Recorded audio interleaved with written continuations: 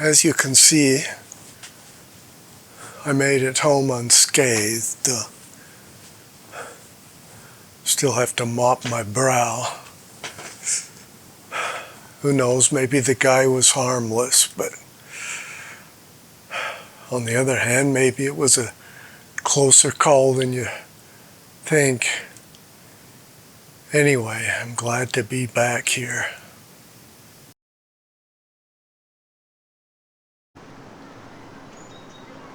Hi, good to see you again.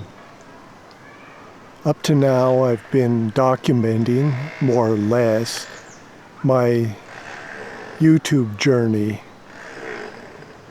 But since at the moment I seem to be stuck at a roadblock and not going anywhere, though as you can see I am still standing, I thought I'd make a little detour and do a rant about movies and TV. But let me sit down first.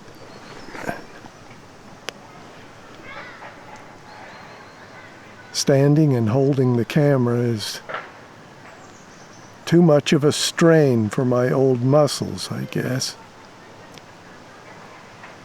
So the first thing on the agenda that I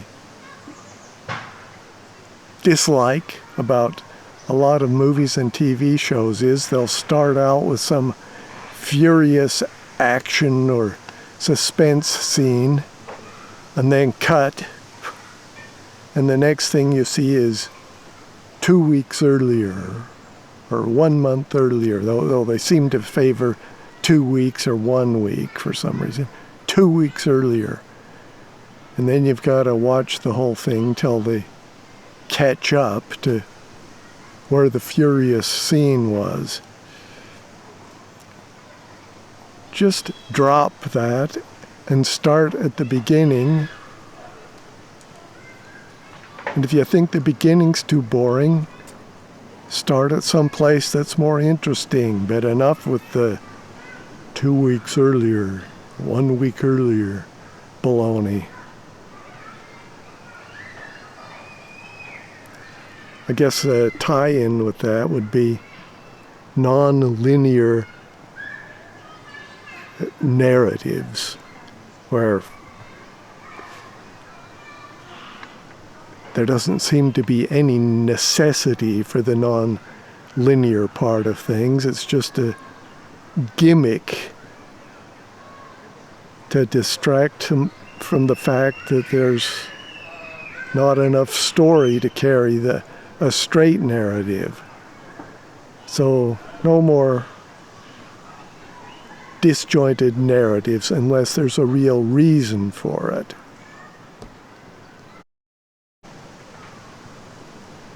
Next on my list of annoyances is police or detective shows where the detective has been of the greatest value to the police in case after case, and proven himself to be the most trustworthy person in the world. But then somebody detects a shadow of suspicion against him, based on the flimsiest of evidence, if any at all, and suddenly all the people who work with him are also suspicious. Not only that, they turn antagonistic toward him, as if they're almost positive he must be guilty.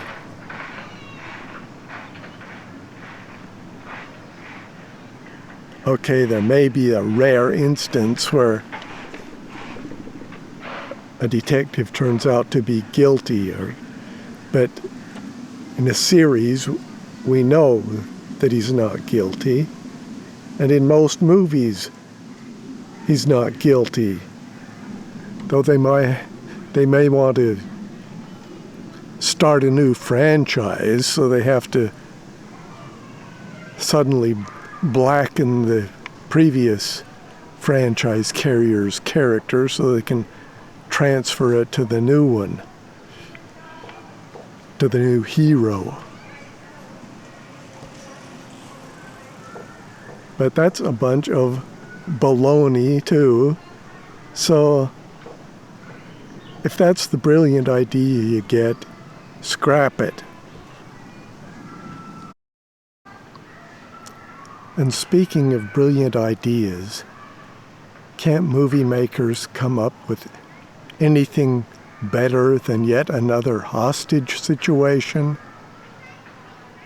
Either the main character has to be held hostage, and the criminals may or may not know who they are, or the main character has to be the negotiator, and more often than not, the main character and the hostage taker know each other. And the whole thing will often stretch over the length of the movie or even just a TV series, and it is way too long and boring. So next time you get a brilliant idea during the night, a hostage situation, forget it. Turn over and roll over and dream of something else.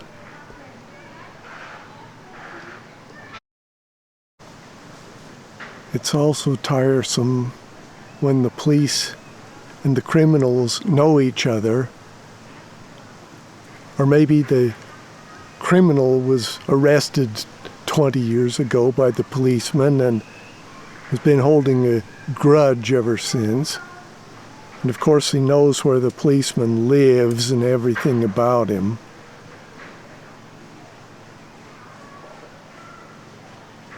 Things you never hear about happening in real life. So don't subject us to them in movies either. Think of something else. There's some guy cruising around here. I guess he's trying to pick up a few pointers on the art of movie making from me. The first thing you should learn is, if you want a good movie, you should have a good script. And this isn't scripted. So buddy, look somewhere else for your tips.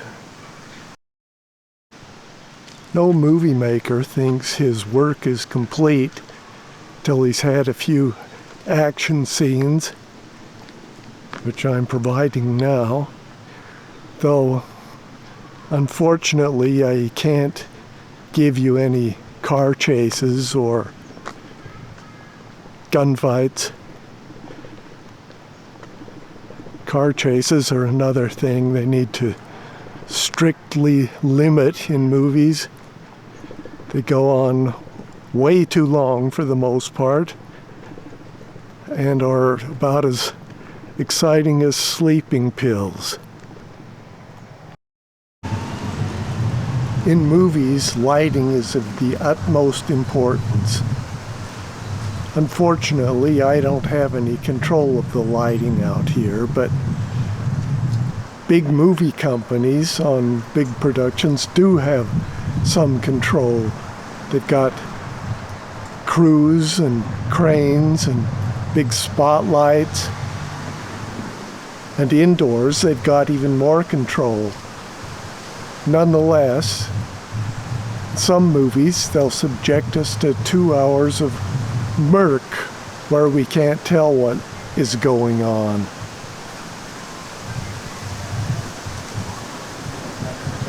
Come on, we want to see the action. There are some movies where we know it's playing in the dark and yet we can still see anything. I don't know what these murk masters are thinking of, and it's even more bitter when the 2 hours could easily have been cut to an hour and a half of murk. And we still wouldn't have known what was going on, but we wouldn't have had to suffer through it as long.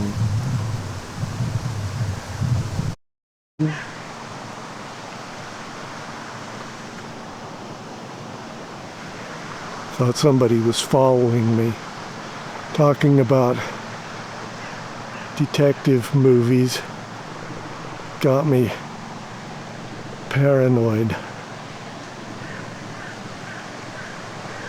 Now, I know this is a pretty exciting scene, so maybe you'd better get in a real comfortable position so that you don't faint or have a heart attack or anything.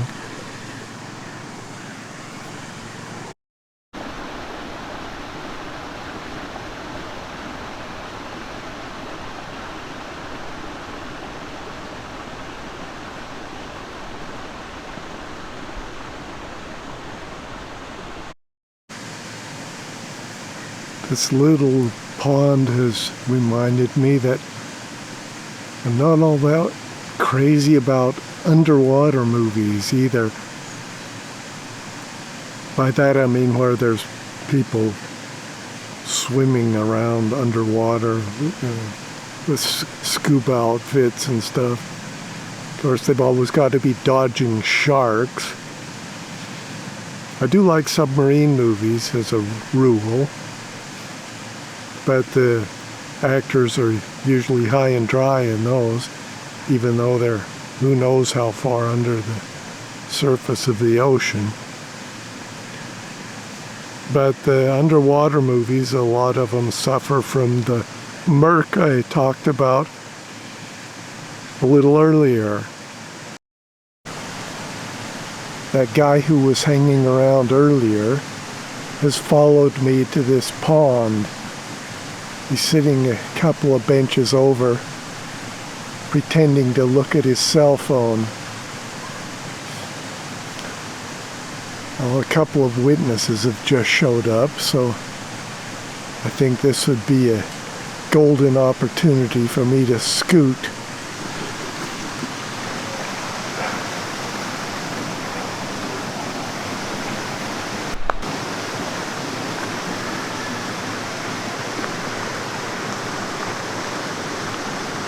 Engage rambling idler evasive maneuver X12.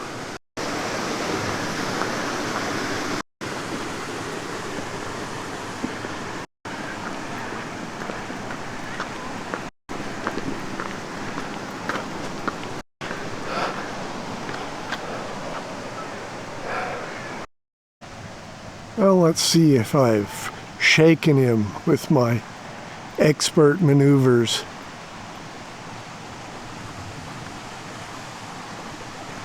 Probably have to wait till I sit down again somewhere. Okay, no sign of him yet, but he's too smart to glue himself to my heels. He's sly and sneaky and pretty good at staying out of sight. I don't suppose he's circled around behind me and is hiding behind this tree.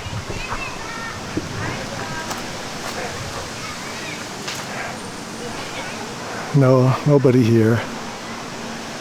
Well, I'll just keep an eye out.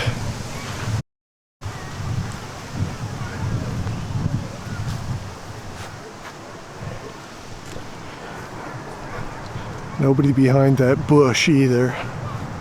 So far, so good. Back the way I came, nothing. So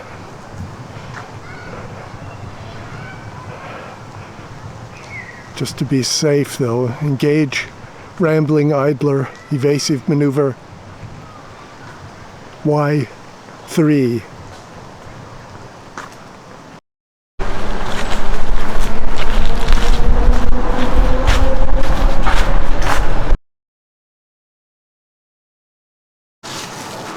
Nobody behind that tree either.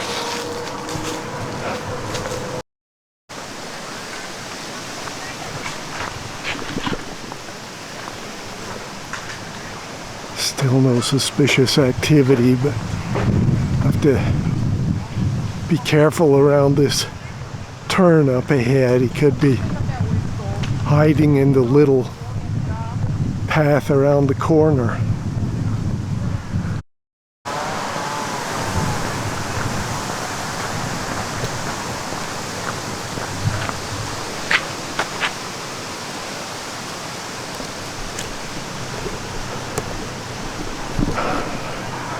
Still nothing. Maybe he's lost my trail.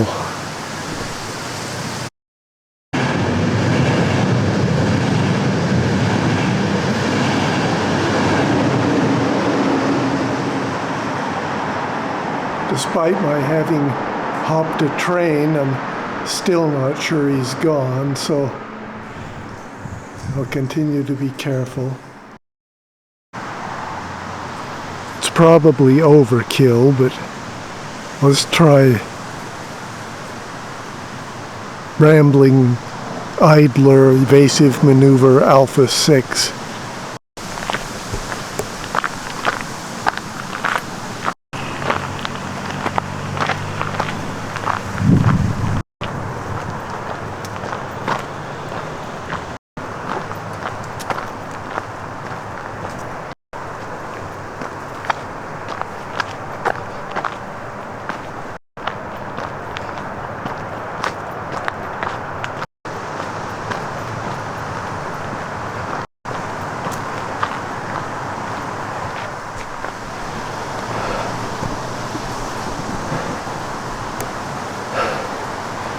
Okay, there's no way he could have followed me here without me noticing. Guy's got me really worked up.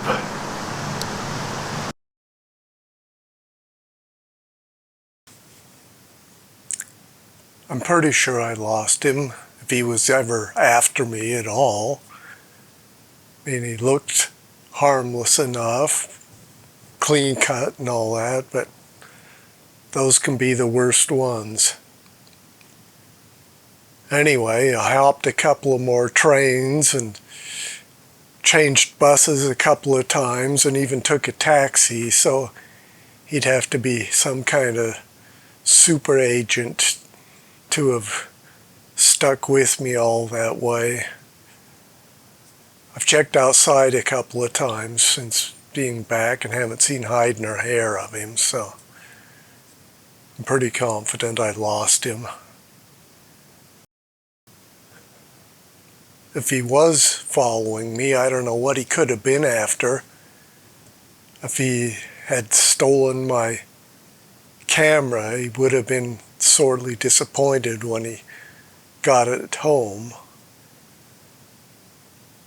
I was completely disheartened when I recently found out that my camera isn't Netflix approved. I wanted to throw the stupid thing in the trash. I know you've been following my channel closely, and you'll probably agree that excellent as these little videos of mine have been, it's time for me to try something more ambitious, such as a feature film for Amazon Prime or Netflix or some other streaming service. And then to find out that my camera isn't able to cut it, that just really got me. I mean, I know for a fact that some director has had a couple of Netflix movies that he shot on iPhones. What's the guy's name? It's Swedish, I think. Sven or Sven Soberberg or something like that. Anyway, if an iPhone is good enough, this video camera ought to be good enough. I mean, I guess an iPhone costs a little more. This thing was nearly $1,000. I mean, how expensive does it have to be? Anyhow, so much for my little adventure today. And I guess that's it.